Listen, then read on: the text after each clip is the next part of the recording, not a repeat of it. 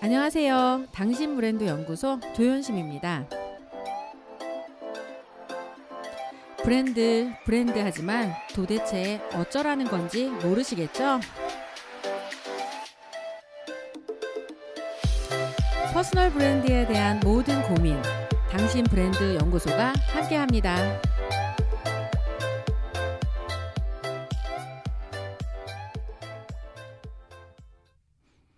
네, 지금 이제 당신 브랜드 연구소 이 방송 나간 지 이제 2달 지난 것 같아요. 2달 지났다는 얘기는 한 달에 이게 한 일주일에 2개씩이고 8개, 16개 정도, 16개도 아직 안 됐나 보네.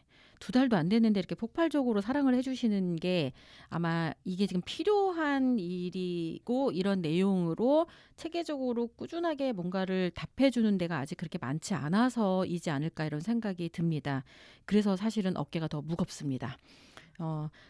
막 처음부터 너무 많은 걸 쏟아내 드린다고 해도 결국 내가 하나하나 해가야 되기 때문에 시간이 어차피 걸릴 거고 가다가 이 금방금방 또 나의 한계를 내가 바라보면서 이 한계를 보고 싶지 않아서 사실은 회피하고 싶은 게 이런 일을 하는 자신의 재능으로 먹고 사는 일을 하는 사람들이 겪어야 되는 과정이기 때문에 참 쉽지 않습니다.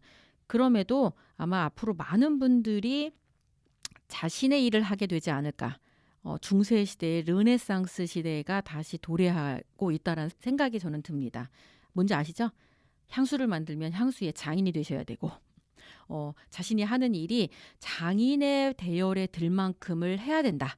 그리고 장인으로 사는 사람들이 기억하고 그 사람들에게는 일이 끊임없이 연결되고 이렇게 소개되고 하지만 장인 수준으로 일하지 않고 그냥 단순히 노동자로 사시는 분들에게는 그 일을 AI 로봇이 군말 없이 더 싸게 성실하게 일하면서 대체해 올 거기 때문에 아마 그런 분들이 설 자리가 점점 없어지는 게 4차 산업이 오면서 미래의 일자리의 대변환이 아닐까 이런 생각이 듭니다.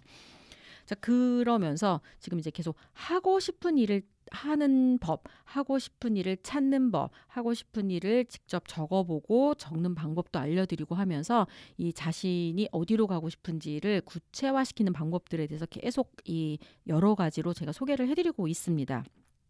그 중에서 오늘은 어떤 이야기로 제가 이제 이 시작을 하고 싶냐면 하고 싶은 것보다 잘하는 것을 먼저 해라. 나는 브랜드다의 72페이지에 나오는 이야기인데요.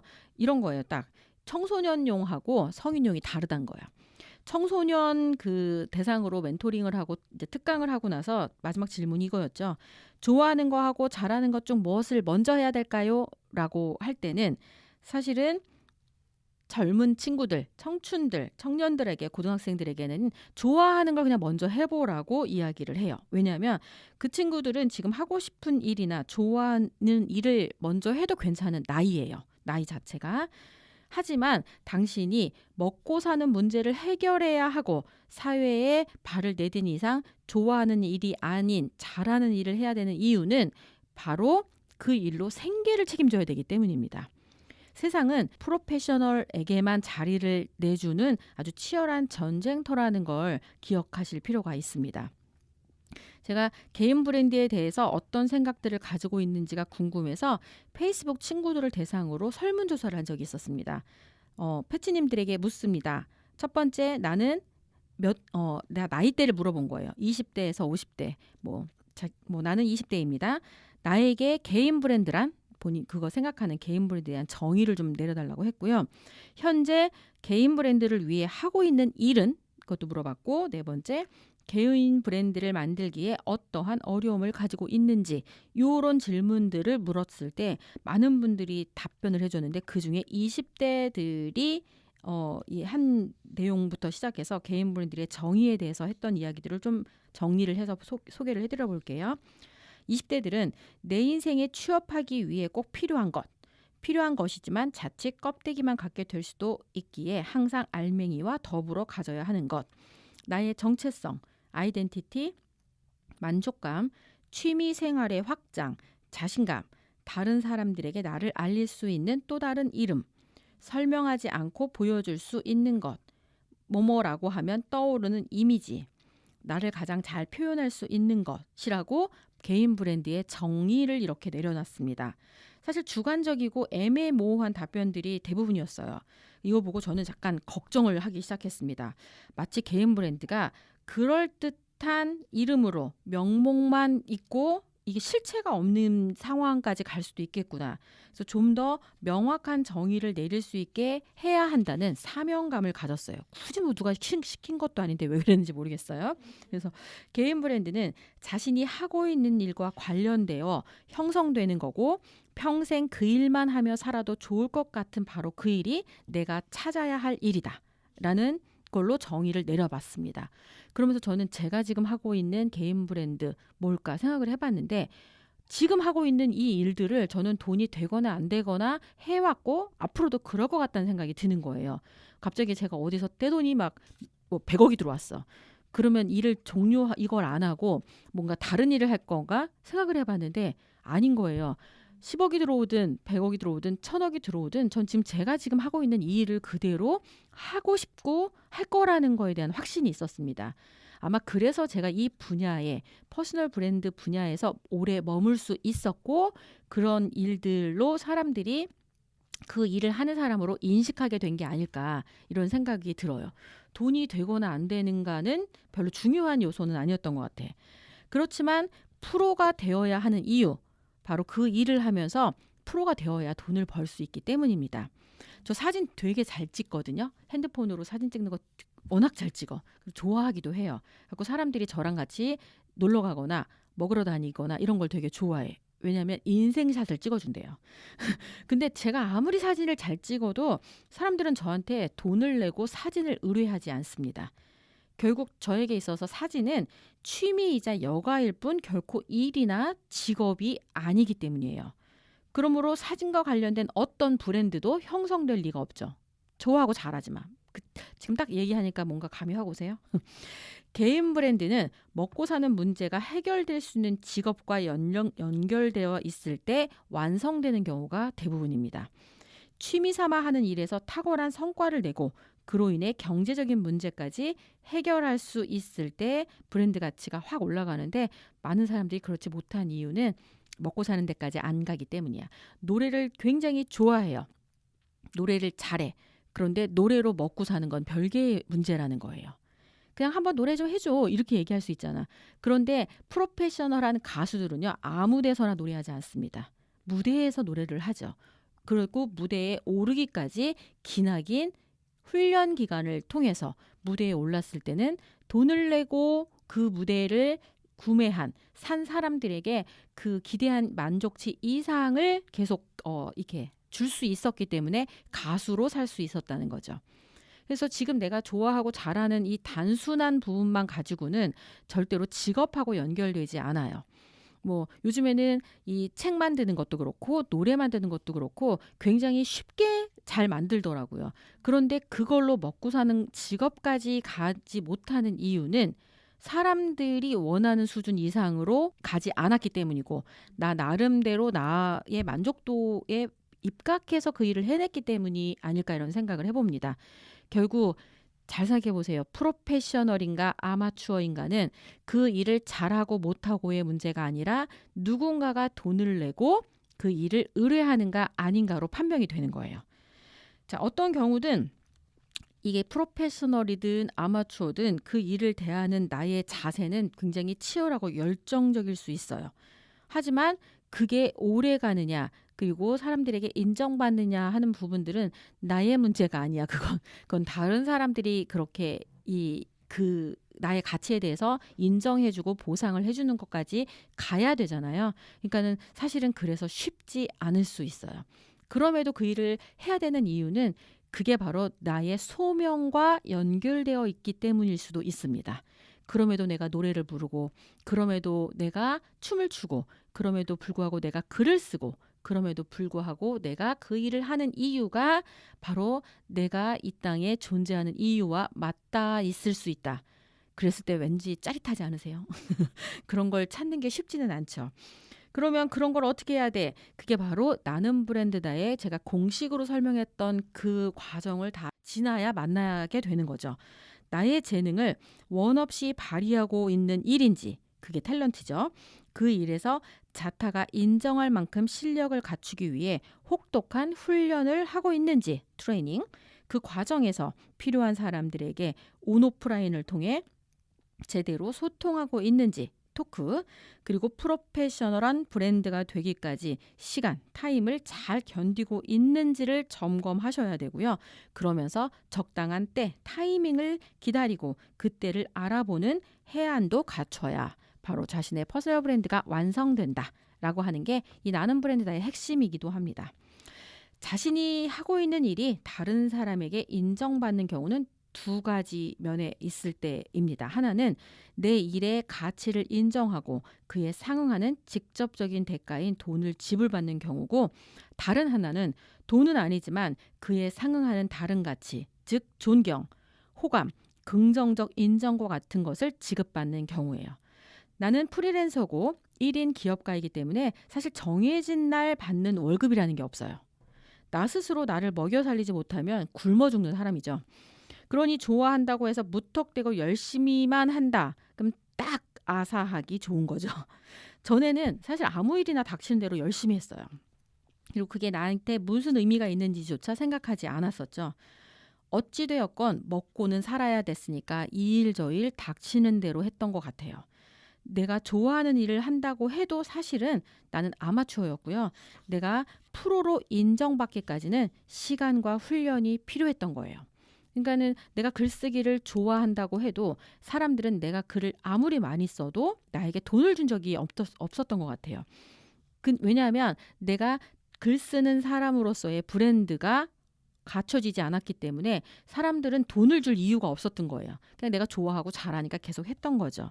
결국은 일은 무지 많이 해요. 몸이 늘 바빠. 근데 통장은 늘 마이너스였어요.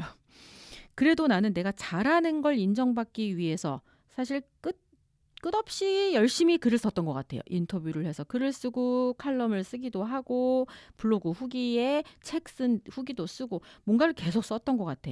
그렇게 이 월급도 없이 성과도 없이 그저 열심히 하면서 1년 반 이상을 투자를 먼저 한 거예요. 시간을 투자한 거죠. 그러자 어느 순간부터 사람들이 알아보기 시작한 거야. 제가 뭘 잘하는지. 그리고 저 일을 얼마의 돈을 주면 시키면 되는지를 협상할 수 있는 수준까지 올라간 거예요. 쟤한테 일을 시키려면 이제 돈을 좀 줘야 되는구나. 라고 하는 그게 각인이 될 그 과정, 그 시간까지는 아시죠? 무일푼. 노동은 하는데 돈이 안 들어오는 자발적 열정페이 기간을 가졌다라고 저는 제 자신의 사례를 빗대어 이야기를 해드리고 싶습니다. 아마 제가 돈을 받게 된 그거는 프로로서 브랜드가 구축됐기 때문이에요. 쟤한텐 글 쓸 때 돈 줘야 돼. 그래서 전 지금 칼럼 A4용지로 한 장 쓸 때 10만 원 상당의 돈을 받고 칼럼을 써주고 있어요. 어떤 경우에는 30만 원까지도 받기도 하고요. 그 매체에 따라서.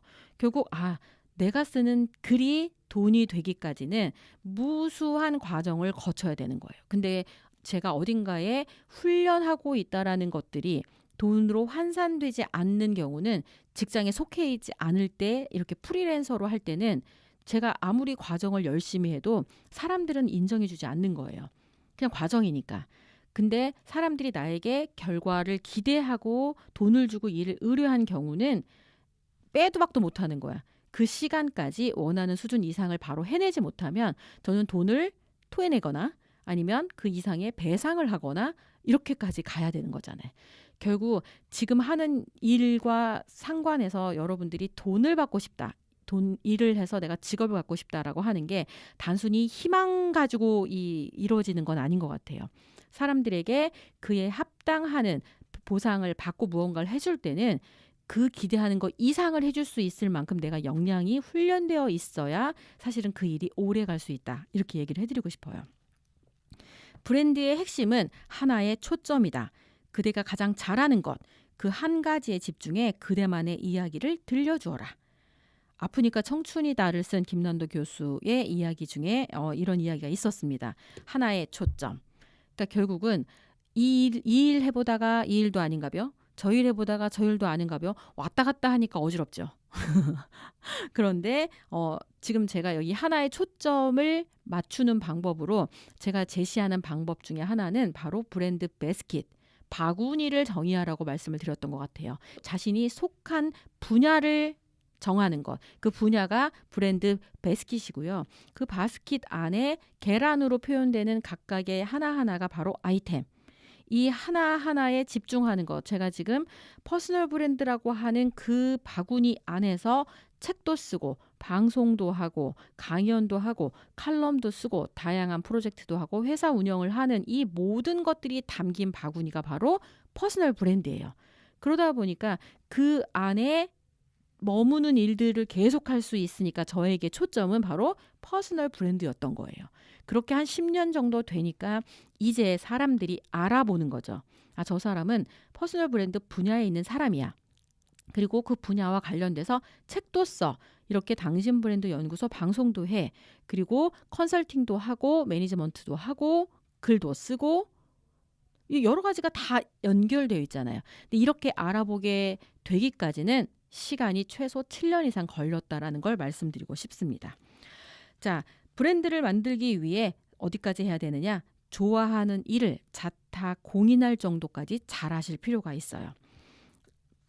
사람들이 나를 기억하는 게 뭘까? 내가 가진 재능 중에 뭘 기억할까를 한번 생각해 보시면 처음에는 재능일 것 같지만 재능이 아니라 태도를 먼저 기억합니다.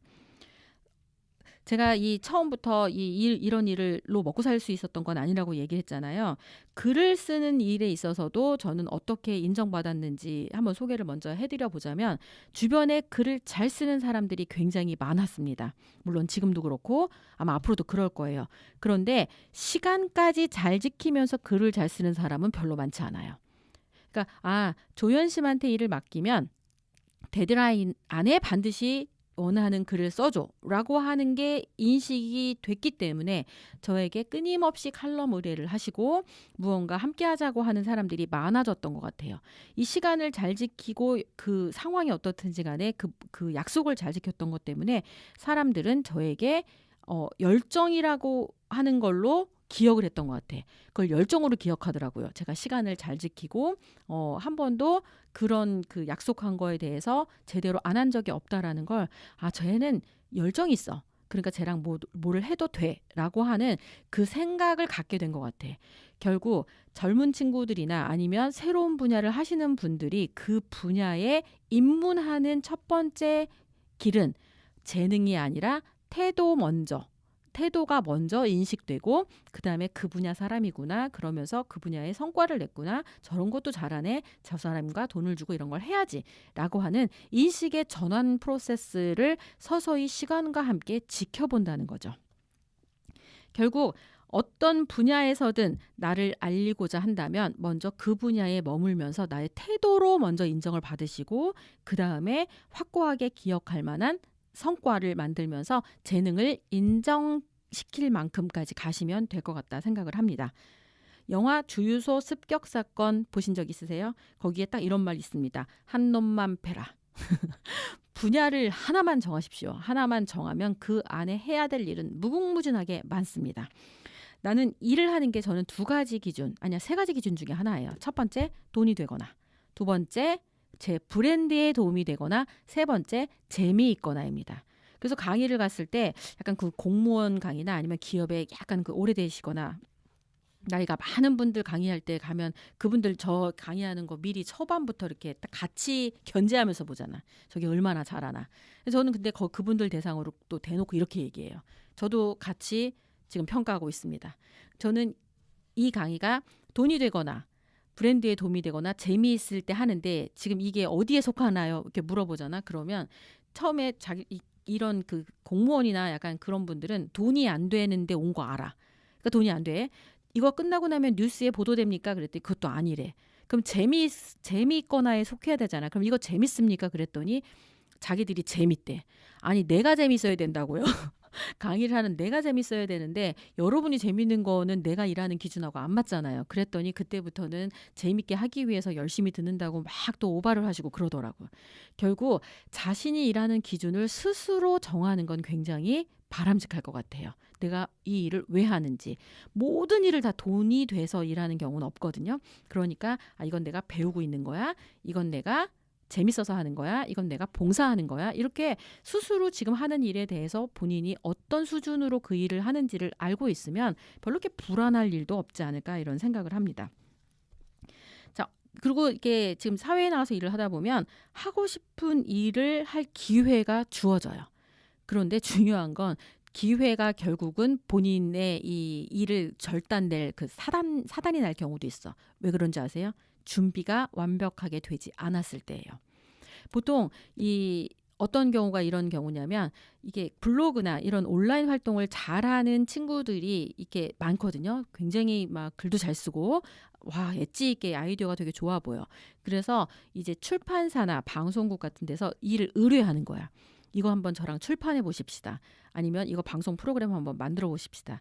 그리고 나서 실제 그 일을 실전으로 시작을 하잖아요. 그럼 시작을 하면 완전히 기대치가 달라져요. 블로그나 SNS에서 보여지는 거 정도 수준으로 기대하는 게 아니라 그 이상을 해내셔야 되는데 이게 내공이 붙지 않잖아요. 그러면 보여진 게 다야. 온라인에 보여진 게 다면 그 뒤로 해야 될 것들, 해내야 될 것들에 대해서 사실은 필요한 시간을 버티셨어야 되는데 보여준 거 외에는 더 이상 할 말이 없어. 그리고 그다음부터 하는 이야기는 내 이야기가 아니야. 그러면 차라리 그 무대가 늦게 오는 게 유리하지 않겠어요? 너무 빨리 이 온라인을 통해서 빨리 드러나시고 빨리 주인공인 그 위치에 가는 게 꼭 본인한테 도움이 안 될 수도 있습니다. 왜냐하면 사람들의 호기심은 끊임없이 바뀌고요. 그다음에 트렌드라고 하는 것 자체도 사실은 굉장히 빠른 속도로 바뀌잖아. 그러니까 어느 시간이든 결국은 나의 때는 올 텐데 그때가 굳이 1년 뒤에 오는 게 아니라 뭐 한 달 뒤에 오는 게 아니라 7년 뒤, 10년 뒤 이렇게 좀 더디 와도 평생으로 보면 사실 더딘 것도 아니지만 그렇게 늦게 올수록 그 알려진 다음에 사람들이 지켜봤을 때 이 사람 이 분야에 대해서 10년 한 거야.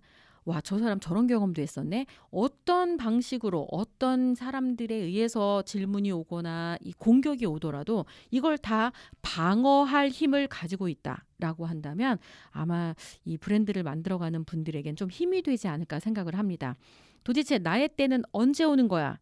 늦어도 괜찮다라고 생각하시고 언젠간 온다. 단 왔을 때 내 기량을 마음껏 보여줄 수 있을 만큼 다양한 경험과 시도를 해보시라는 거예요. 단 어디에서? 자신의 분야에서. 그 분야가 브랜드 베스킷이죠. 그 안에서 아이템에 해당하는 계란에 해당하는 다양한 시도를 하면서 실패해보고 도전해보고 하는 그 과정들이 쌓이게 되면 결국은 자신의 때와 만났을 때는 완전 히트를 칠 수 있지 않을까. 사실 저도 그때를 노리면서 지금 이렇게 뻘짓을 하고 있다라고 여러분에게 말씀드리고 싶습니다. 대한민국 모든 사람들이 뻘짓 프로젝트를 하는 그날까지 당신 브랜드 연구소는 여러분들을 응원하겠습니다. 당신 브랜드 연구소는 퍼스널 브랜딩 그룹 MU, 생각 표현 연구소, 셀링 포인트 연구소, 브랜드 컨셉 디자인이 함께합니다.